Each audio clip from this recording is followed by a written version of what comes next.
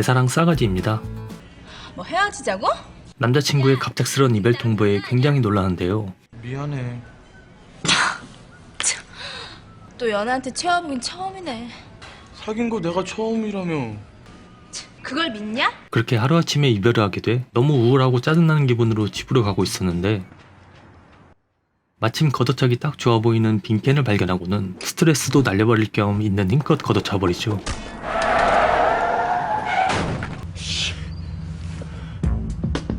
이 남자는 그 캔에 머리를 맞으면서 접촉사고가 발생해 그녀를 불러세웁니다. 나 미쳤냐? 누구세요? 네가 이 캔을 던졌냐고 물어보자 솔직했던 그녀는 던진 건 아니라고 하는데 그럼 발로 찼냐? 근데 이게 진짜 씨. 그녀의 뻔뻔한 태도에 머리 끝까지 화가 난 남자는 음성을 높이며 죽을 뻔했다고 소리치는데요. 나도 오늘 기분 안 좋으니까 괜히 건들지 말라고. 참 빈티나게 생겼네. 다친 건 됐고 차 수리비나 내놓으라고 하죠. 돈도 많게 생겼는데 한 번만 봐주시면 안 돼요? 단칼에 거절하자 아주 있는 것들이 더해요. 뭐 임마? 알았어. 물어주면 되잖아. 저 차가 얼마짜리인 줄 아냐고 비웃으며 학생인 것 같으니까 싸게 300만 원만 주면 합의 봐주겠다고 하자 뭐? 안 들려? 300. 경찰 아저씨! 남자의 시선을 따돌린 뒤 잽싸게 도망가 버립니다. 하지만 급하게 도망가느라 지갑을 떨어뜨렸고 이름은 강하영이고 학교부터 주소까지 전부 알게 되는데요. 다음날 하영이 학교 앞엔 엄청난 양의 전단지가 붙어 있었고 오랜만이다. 아주 치명적인 포즈를 하고 멋들어지게 등장하는데 웬일이세요? 주변의 친구들은 잘생긴 남자가 학교 앞에까지 찾아온 이 상황을 보고 자세한 내막은 전혀 모른 채 환호성을 지르며 부러워하죠.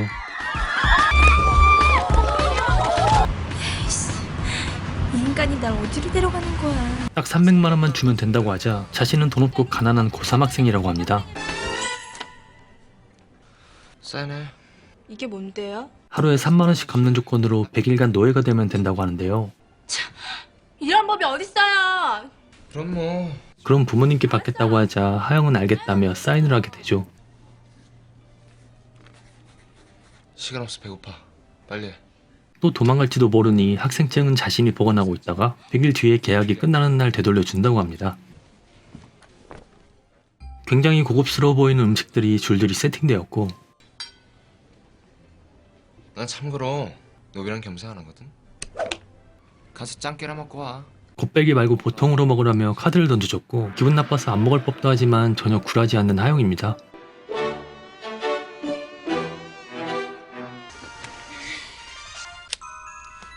여보세요? 어쩌? 건방지게 누워서 봤냐? 알고 보니 남자는 건너편 아파트에 살며 층마저도 비슷해 감시하기 딱 좋은 곳이었죠. 도대체 그런 남자는 어디서 만난 거냐며 돈도 많아 보이고 잘생기기까지 했다며 부러워하는데요. 그냥 좀 생긴 거지. 어디까지 갔어? 그거 해봤어? 어? 내가 그렇게 학교까지 오지 말라 그랬는데. 야 문자 왔어. 죽을래? 빨랑빨랑 전화 안 해? 수업이 지금 끝나. 수업이 끝나자마자 전화한 거라고 하자 급한 일이 있으니 당장 집으로 오라고 합니다. 저 아직 수업 2개나 남았는데.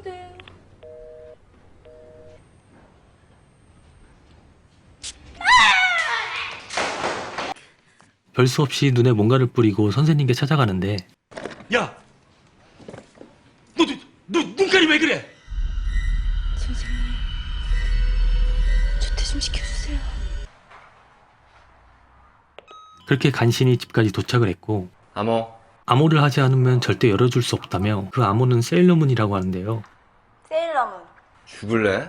세일러문 성대모사를 하라고 하죠. 뭐 싫으면 집에 전화하고. 정의 이름으로 널 용서하지 않겠다. 야. 이왕 할 거 한 번에 제대로 하고 끝내자고 하자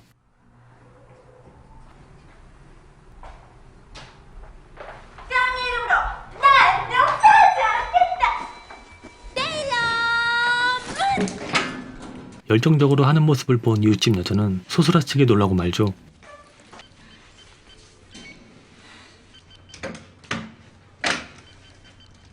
변태 같은 놈 용서하지 않겠어.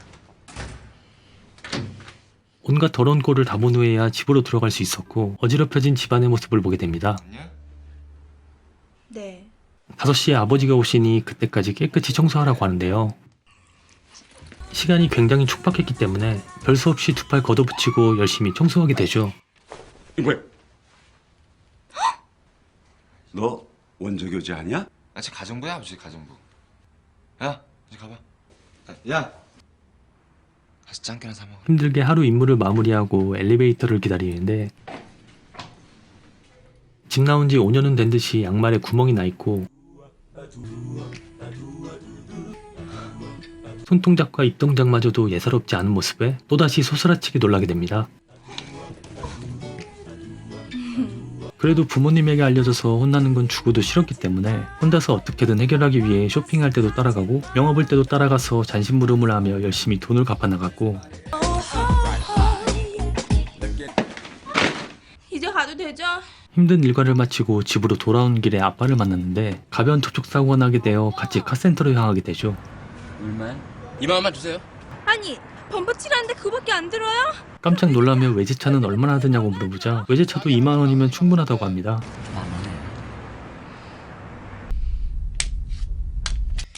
그날부터 형준의 저주 인형을 만들어 물어뜯으며 복수할 생각만 하게 되는데요. 차 유리에 라카치를 해놓은 것도 모자라 등교하고 있었는데 학생들이 쳐다보며 수군대기 시작하죠. 형준의 사진을 목에 걸고 자신을 버리고 간 애기 아빠라고 하며 확성기에 대고 죽어라 소리치고 있었습니다. 영문을 몰랐던 형준은 일단 끌어내 대화를 시도하는데 그 얘기는 또 뭐야? 아니, 말로 하지 왜 가라슨 또린 집어던지고 그래? 300만 원이라고 사기친 거 다 안다면서 막무가내로 소리치며 고소하겠다고 하는데요. 야, 고소해. 어? 하나 못할 줄 알아? 형준을 약 올리는 영상을 찍어보내자 머리 끝까지 화가 나 학교 앞까지 찾아가게 되죠. 죽을 힘을 다해 집까지 도망쳤고 네가 미쳤나? 좀 있으면 시험번호가 무슨... 이대로 가만히 있을 수 없었던 형준은 고심 끝에 어머니의 동선에 과외 학생을 구한다는 전단지를 붙이기 시작하는데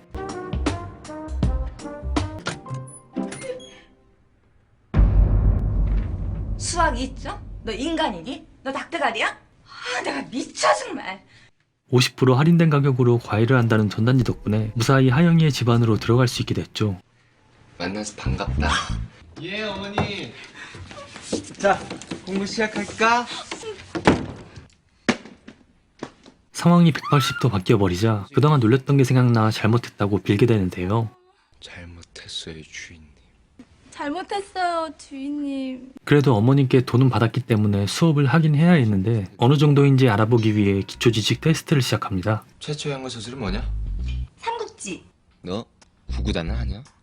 장난치지 마세요. 68은 48.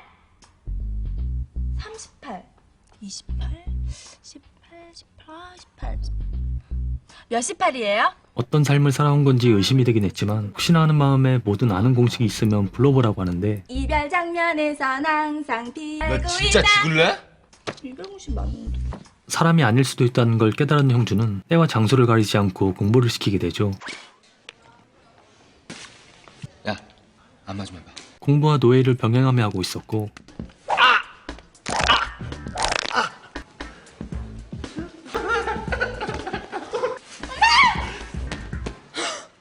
둘은 과외까지 하게 되며 평소보다 훨씬 많은 시간을 함께 보내게 되었고 자연스럽게 형준에게 호감이 생기게 되는데요.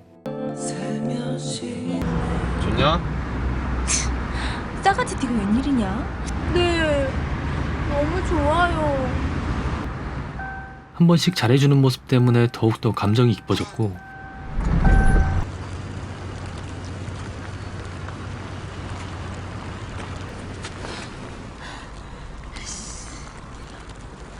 내려. 갑자기 비가 쏟아지자 하영은 우산을 펴서 형준을 씌워줍니다. 비 맞으면 대머리 돼요. 봐봐. 하지만 형준에겐 다정함이라곤 눈 씻고 찾아봐도 볼 수 없었죠. 야. 형준은 방학 언제 시작하냐고 묻고는 바람이나 쐴 겸 2, 3일 정도 여행 가서 머리 좀 식히고 돌아와서 공부하자고 하는데 우리 집은요, 늦게 들어오는 건데도 외박은 절대 안 되거든요. 걱정하지 말라면서 다 생각해둔 방법이 있다고 하는데요. 제주도 여행권을 직접 결제해서 준비해두고 통신사 이벤트에 당첨된 것처럼 우편을 보내 감쪽까지 속이게 됩니다. 진짜 이게 얼마 만에 가보는 거야? 빨리 와. 서로 친구들까지 한 명씩 데리고 와서 커플 데이트를 하게 됩니다. 형준도 싫지만은 않아 보이는데요. 야, 누워. 자연스럽게 형준의 팔을 펴서 베개를 만들고 가까이 다가가 물어볼 게 있다고 하는데 지금까지 여자 몇 명이나 사귀어봤어요? 나 그런 거 안 키워. 거짓말. 좋아했던 사람도 없어요? 하영아. 네?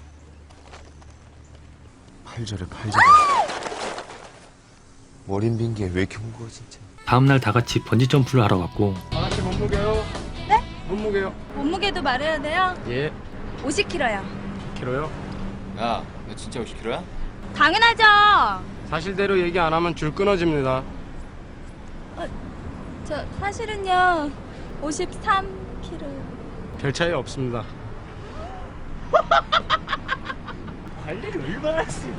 뒤에서 지켜보던 남자가 큰 소리로 비웃자 형준은 너무 화가 난 나머지 언성을 높이게 됐고 결국 둘은 몸싸움으로까지 번져 정신이 없던 그때 야, 쳐봐.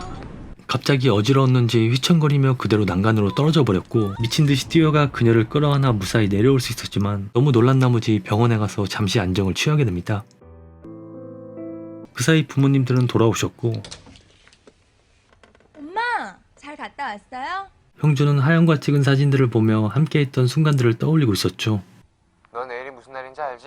내일이요? 어머니한테는 밖에서 공부한다고 말씀드렸다며 내일은 아주 중요한 날이니 예쁘게 꾸미고 나오라고 하는데요. 아무래도 형준의 생일인 것 같아 정성스럽게 선물까지 준비해 약속 장소로 향합니다.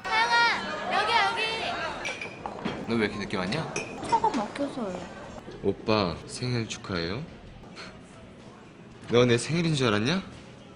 어? 아니 그게 아니. 자, 노예 해방식을 시작하겠습니다.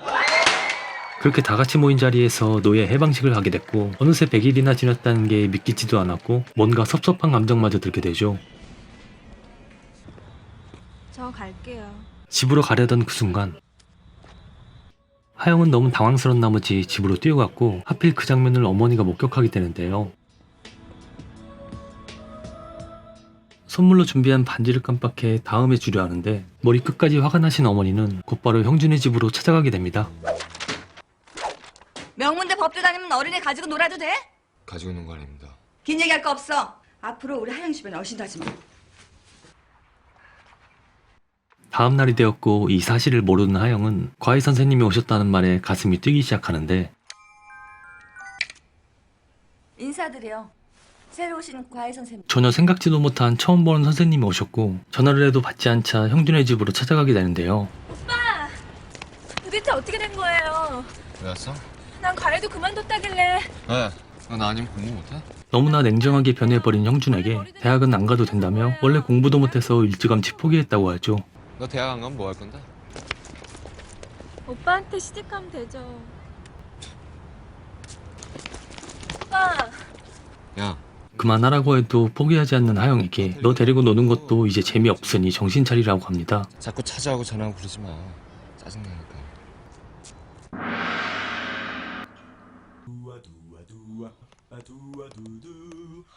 시간이 갈수록 괜찮아지기는커녕 형준에 대한 마음이 더 커지며 하루하루를 아파하고 있었고 야!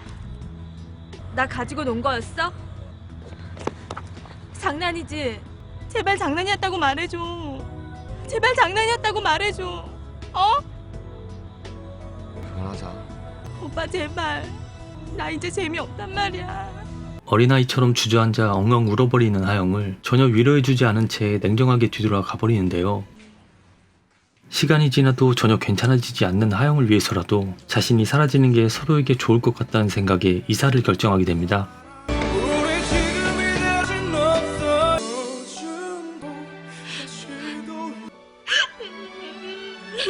한마디 말도 없이 떠난 형준이 너무 원망스러웠지만 하영에겐 별다른 방법이 없었죠. 강하영, 왼손에 엄지질을. 공부 잘하고 있냐? 하영아. 지를 수축. 언니. 정말 간절히 바라면 이루어져요? 그날 이후 하영은 오로지 형준을 만나기 위해 그가 다니고 있는 명문 대학에 꼭 입학하겠다는 목표를 세워 밤낮 가리지 않고 죽어라 공부만 하게 되는데요. 언니 뭐 하시는 거예요? 나중에 너 합격하면 보여주려고. 그럼 이쁘게 찍어주세요.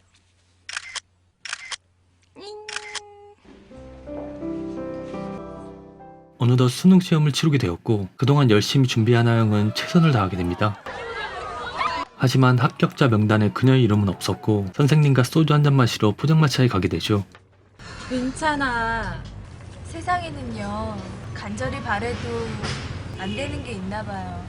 이렇게 떨어지면 안 되는 건데. 하영이가 너무 우울해하는 것 같아 경치 좋은 곳으로 가자고 하고는 잠깐 화장실 좀 다녀오겠다고 하는데요.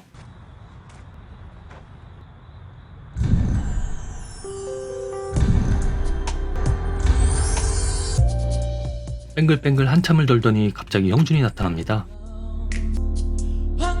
오빠. 떨어졌냐? 네. 그러길래 평소에 공부 좀 하지 그랬냐면서 뭔가를 건네주는데 그것은 합격 증명서였고 긴 얘기할 거 없어. 앞으로 우리 하영 씨 분에 얼씬도 하지 마. 어머님, 어머니를 설득해 어떻게든 명문대에 합격시키겠다고 하고는 과외 잘하기로 소문난 친구에게 부탁해 보이지 않는 곳에서 함께 열심히 준비했던 것이었죠. 이번에 딱 한 번만 부탁드릴게요. 예? 강하영이라고요. 이번에 법학과 합격생인데요. 그냥 합격자 명단에서만 빼주시면 돼요. 그렇게 하영 몰래 서프라이즈 이벤트를 준비해 결국엔 모두에게 인정받으면서 둘의 만남은 그렇게 시작되게 되었습니다. 오빠. 왜? 그래서 빨리 안 했어? 손 빨리라도 해야지. 밥은?